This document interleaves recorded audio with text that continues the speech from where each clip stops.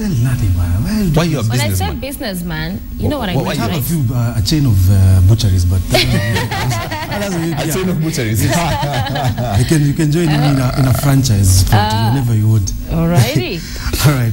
Good morning now. And this morning today we are joined by Paul Muthaura, who's the acting CEO of the Capital Markets Authority, and we're just going to be talking about everything investment. And Paul, just to kick it off, how do we demystify the capital markets? Because for a long time it's been perceived as that place where only a certain people go in and make real money compared to everyone else who's in the game.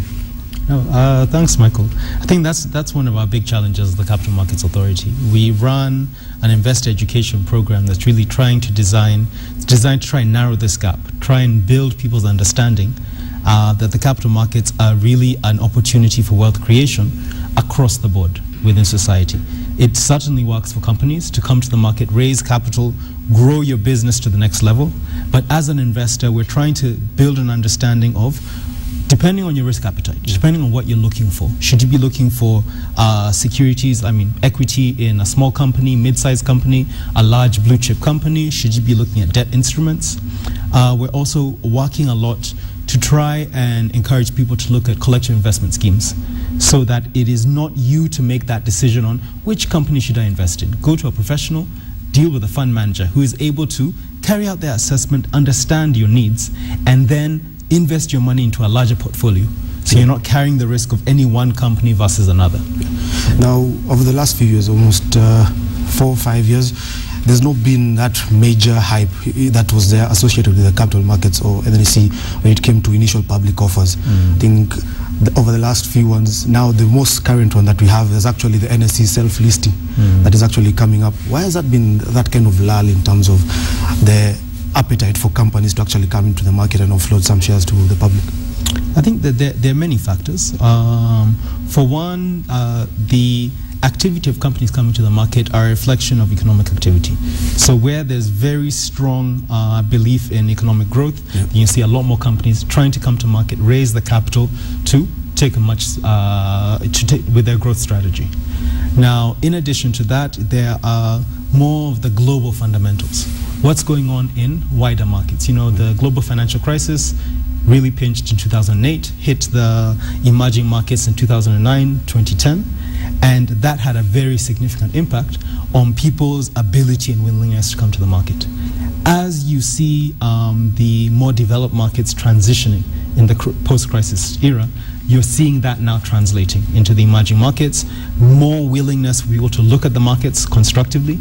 It's also a function of, if you look at the interest rates we're seeing in 2011 and 2012, they were very high. So the bond market was really where money was being made. But as you see interest rates becoming much more manageable, you'll see increased interest in the equity markets and people exploring, trying to see what are the opportunities we have there for investment. And in terms of investor education, there had been some challenges with IPOs, with most people thinking, yes, I put in, let's say, 100,000 shillings buying shares in this company, but on day 2 or 3, the value of whatever they invested was actually much lower than what they anticipated. How now do you tell the public now it is the right time to kind of invest your money also in the capital markets? I think for us the first and strongest lesson that came out of the boom we saw in the markets between 2006 and 2008, ending with Safaricom, is the fact that for retail investors, that's all of us, wananchi. At the end of the day, it's very ill-advised for anyone to borrow money for purposes of investing in equity. One of the largest impacts we saw with the equity, with the Safaricom issuance, was that so many people ran out, borrowed money anywhere they could, in the belief that on the second day, we will go to market, we will sell, and I'll make my money back. But markets are a function of demand and supply. If you all want to sell on day 2, what does that do to price? There's oversupply, so prices come down. And when you look at the story of Safaricom, when we carry out investor education, a lot of our discussions are around the capital markets are about long-term investment. You're looking at a 3 to 7 year window to really see the best return on your investment. If you look at Safaricom, 6 years later, it's more than doubled. going towards triple in price. So it re-emphasizes the fact that capital markets investments are long-term in nature. When we do our investor education, one of the key things is really understanding an individual's investment cycle. Are you setting aside money in, let's say, in July for purposes of paying fees in January? If that's the case, then you need to look at particular instruments rather than others for what you want to invest in.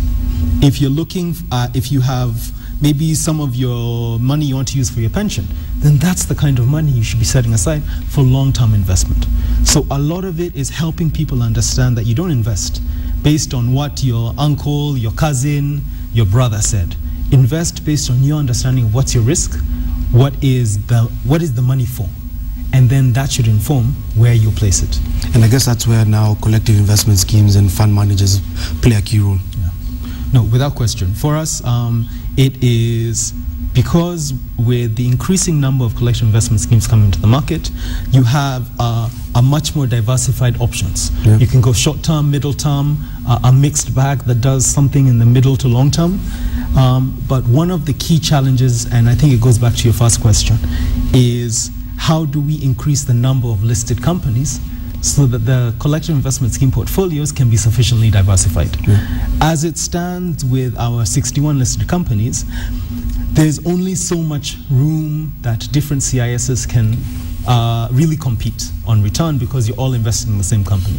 But as we use, for example, the new growth and enterprise market segment to increase the number of listed companies, then you'll also see a lot more opportunities and options for investment in the middle to long term.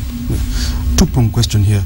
There have been a lot of takeovers, especially of listed companies, and that has come with talk of delisting, and some of them have actually gone through and delisted. So there seems to be a faster case of delisting rather than listing. Mm-hmm. Then secondly, the growth and enterprise market segment that was created to actually bring people and lower the criteria that is required in terms of reporting and how you list, it doesn't seem to have been taken up that fast. Where seems to be the disconnect between them? I think on your first question around delistings, one of the most important messages we have as an industry is that the capital markets are about creating an avenue for the raising of capital. That means that a company looking to raise capital should easily be able to access the market. But also when their business strategy changes, they should also have the option to delist from the market and adjust their strategy. So it's very important for us to consistently maintain that any company coming into the market, subject to them making adequate provision for the shareholders they've been able to attract, make sure that they're giving a transparent exit mechanism, should be able to also step away from the market and then plan for maybe another time, another structure through which to come to the market. Now, with respect to the growth and enterprise market segment, I think it is one of the key components of that was really building a wider understanding of the opportunity that comes from listing. I think for a long time, and even what inspired the design of the growth and enterprise market segment was that perception that going to the public markets is only for those very large companies or those other people. And it has taken in excess of a year to really put in place the nominated advisors who are really the entities able to go out, meet with companies, sensitize them as to what other adjustments you need to make in your books, what are the corporate governance practices you need to adopt as you plan to come to market. So there is somewhat of a lead time in making sure that those companies that were thinking about it have now had the time to make sure that they're putting their house in order, as it were, before they come. So there's a lead time, but I think we're quite confident that there's a lot of interest, and we'll start seeing the number of listings coming in much more aggressively over the next year or two. Yeah. Now, just going to come to brokerage firms, and by and large, most of them have been quite successful and had no challenges, but we have had cases of actually some stockbrokers going down. Now, as a Capital Markets Authority, what measures are you putting in place to ensure that brokerage firms don't get to a level where they actually go down with people's money invested in certain areas? No, certainly. I think as the authority, we see the current environment we're in as drastically different from that in 2007 when you saw those collapses. Since that time, we have completely changed the regulatory oversight mechanisms for our licensed intermediaries, being the brokers, the investment banks, the fund managers. We've introduced risk-based supervision. So we're allocating our own supervisory resources as against those entities that pose the greatest risk to the market. We have introduced completely new conduct of business as well as corporate governance rules for those entities to make sure that there's sufficient attention being given to risk management, segregation of assets, client assets, and effective governance within our listed and our licensed intermediaries.